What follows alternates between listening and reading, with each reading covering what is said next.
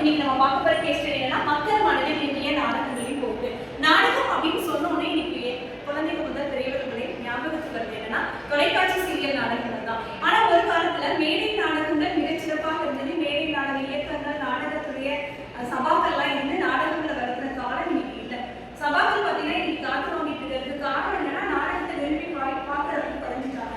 இப்போ இன்றைய நாடகங்கள் அப்படின்னு சொல்லி நம்ம மனதில் விரும்பித்தவை பார்த்தீங்கன்னா நம்ம தொலைக்காட்சி நாடகங்கள் தான். அது மட்டும் இல்லை, டிஜிட்டல் ஊடகம் மூலமா நம்ம நிறைய நாடகங்களை பார்ப்போம். எப்போ வேணுமாலும் நம்ம விரும்புகிறப்ப பார்க்கக்கூடிய அளவில் நாடகங்கள் முன்னேறி கொண்டுதான் வருகிறதுனா ஒவ்வொரு நிகழ்ச்சிகள்லையும் நம்ம வந்து நாடகத்தை பற்றி தான் பேசுகிறோம். அதிகமாக நாடகங்கள் ஏன் நம்ம மனதில் இடம் பிடிக்கிறது அப்படின்னா நம்ம ஓய்வு நேரங்களில் வந்து நம்ம நாடகத்துக்கு அதாவது நாடகத்தை பார்க்குறோம். அதில் இருக்கக்கூடிய சமூக மாற்றங்களையும் விளைவுகளையும் என்ன வாழ்க்கை என்ன நிஜ வாழ்க்கையை பிரதிபலிக்கின்றன. இப்போ முன்னொரு காலத்துலலாம் நாடகங்கள்னு பார்த்தீங்கன்னா வரலாறு புராணம் அப்படின்லாம் பேசுவாங்க.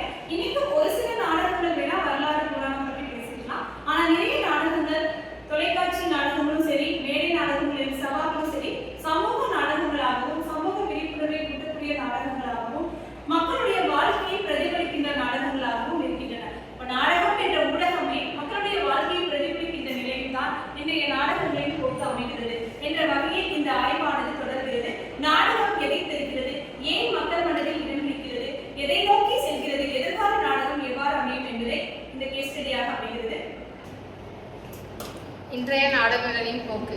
இப்போ இந்த ஜென்ரேஷனில் வந்து நாடகங்கள் வந்து எதை பேஸ் பண்ண மாதிரி இருக்குன்னா பழைய வரலாற்றை பற்றி இருக்குது. ஏன்னா இப்போ இந்த ஜென்ரேஷனில் இருக்க பீப்புள்ஸ் வந்து யாரும் வரலாற்றை பற்றி தெரிஞ்சுக்க அதெல்லாம் வந்து அவ்வளோவா முன் வரதில்லை.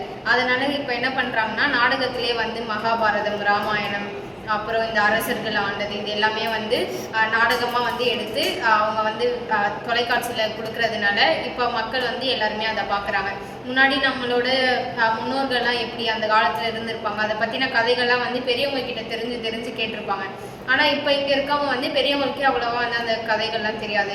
அப்போ இப்போ இருக்க ஜென்ரேஷன் எப்படின்னா இப்போ தொலைக்காட்சி மூலியமாக நாடகம் பார்க்குறத வச்சு ஓகே அப்போ இப்படி ஒரு அரசர் இருந்திருக்காங்க, இப்படிலாம் ஆண்டிருக்காங்க, நம்மளோட வரலாற்று வந்து இப்படி இருந்திருக்கு, முன்னாடி ராமாயணம்னு ஒன்று இருந்திருக்கு, மகாபாரதம்னு ஒன்று இருந்திருக்கு அப்படின்னு சொல்லி இப்போ எல்லாருக்கும் வந்து அந்த தொலைக்காட்சி மூலியமாக நாடகம் பார்க்குறத வச்சு தமிழ் மக்களோட முன்னாடி வரலாற்று எப்படி இருந்துச்சு அப்படின்றது எல்லாமே வந்து அதை பார்த்து தெரிஞ்சுக்கிறாங்க.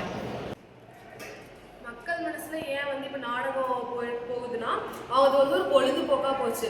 என்ன ஆனாலுமே இப்போ நாடகம் பார்த்தா அப்படின்னா அவங்களுக்கு ஒரு ஸ்ட்ரெஸ் ரிலீஃபாக இருக்கும். அவங்களுக்கு ஒரு பொழுதுபோக்காக எந்நேரமாக இருந்தாலுமே அவங்க பார்ப்பாங்க. அது அவங்களுக்கு வந்துட்டு எந்த ஒரு கஷ்டமாகவே இருந்தாலும் அதை பார்த்தோன்னே அவங்க ஹாப்பியாகவும் சந்தோஷமாக இருக்கும். இப்போ இருக்கிற டிஜிட்டல் வேர்ல்டில் எனக்கு வந்து நைட்டு 12 மணிக்கு இல்லை 4 மணிக்கு எனக்கு தூக்கம் வரல, எனக்கு போர் அடிக்குதுன்னா கூட நான் ஃபோன் எடுத்து ஓடிடிவியோ இல்லை டிஸ்ட்ரிபியூஷன் ஹாட்ஸ்டார்லையோ எனக்கு பிடிச்ச படமோ சீரியலோ எது வேணால் நான் பார்த்துக்கலாம். இப்போ அதை வளர்ந்துருக்கிறதால நம்ம டிவியில் தான் நாடகம் பார்க்கணும், சீரியல் பார்க்கணுன்றதெல்லாம் போய் இப்போ டிஜிட்டல் வேர்ல்டில் வந்து நம்ம என்ன இடத்துக்குனாலும் இப்போ நம்ம ட்ராவல் பண்ணும்போது எனக்கு ஸ்ட்ரெஸ்ஸாக இருக்குது, ஏதாவது சாங் கேட்கணும், மூவி பார்க்கணுன்னா கூட நான் அதை பார்த்துக்கலாம். அதனால இப்போ இருக்கிறது வந்து நாடகம் இது வந்து வளர்ந்துருக்கு.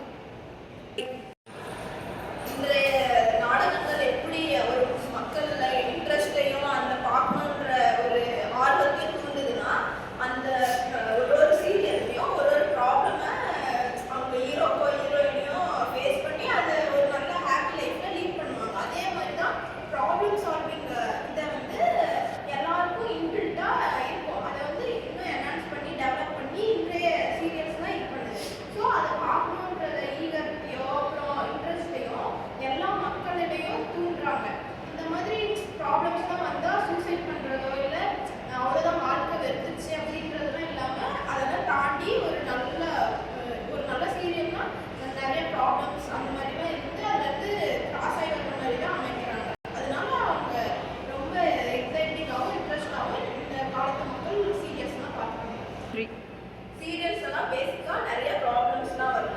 அதெல்லாம் பார்க்குற மக்கள் வந்து நம்ம லைஃப்ல வர ப்ராப்ளம்ஸ் தான் பெருசு இல்லை, எல்லா லைஃப்லையும் ப்ராப்ளம்ஸ் தான் வரும், அதை ஃபேஸ் பண்ணிட்டே போகணுன்ற ஒரு இயல்பான போக்கை கற்றுக்குறாங்க இந்த சீரியல்ஸ் மூலியம். மக்கள் மனதில் இன்றைய நாடகங்களின் போக்கு.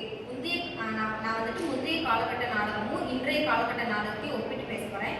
முந்தைய காலகட்ட நாடகம் பார்த்துட்டிங்கன்னா இப்போ ஒரு கிராமமாக இருந்தால் அங்கே இருக்கிற மக்கள் எல்லாமே சேர்ந்து அதாவது எல்லாரும் சேர்ந்து மேடையில் நடக்கிற நாடகமாக மட்டும்தான் இருந்தது. அதுவும் இல்லாமல் முந்தைய காலகட்ட நாடகம் வந்து ரொம்ப மெதுவாக போயிட்டு இருந்தது. அந்த வாழ்க்கை எப்படி மெதுவாக போயிட்டு இருந்ததோ அதே மாதிரி அந்த நாடகமும் போயிட்டு இருந்தது மெதுவாக. இன்றைய காலகட்டம் வந்து ரொம்ப வேகமாக போகிற மாதிரி மாதிரி அந்த நாடகமும் ரொம்ப இன்னோவேட்டிவாக ரொம்ப வேகமாக போயிட்டு இருக்கு.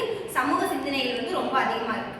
நாடகங்கள் வந்து மக்கள் மனநிலையில வந்து உளவியல் தாக்கத்தை ஏற்படுது. அதாவது எப்படின்னா, இப்போ ஒவ்வொரு சீரியலையும் பார்க்க பார்க்க நம்ம மக்கள் வந்து என்ன பண்றாங்கன்னா, அவங்க வந்து அந்த கேரக்டராகவே வாழ்றதும், அதே மாதிரி அந்த கேரக்டரை வந்து நம்மளோட சொந்த தங்கச்சி, தம்பி, அக்கா அந்த மாதிரி நினைச்சு அவங்க வந்து ஃபீல் பண்றதும், அவங்கள தான் நம்ம அழுகுறதும், அவங்க சிரிச்சா நம்ம சிரிக்கிறதும் அந்த மாதிரி இருக்கு.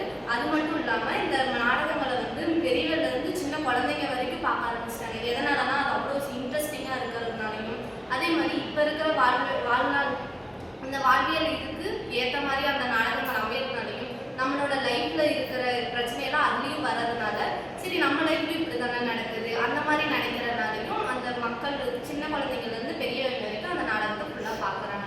இதனால வந்து நம்ம மக்களுக்கு வந்து உளவியல் ரீதியாக வந்து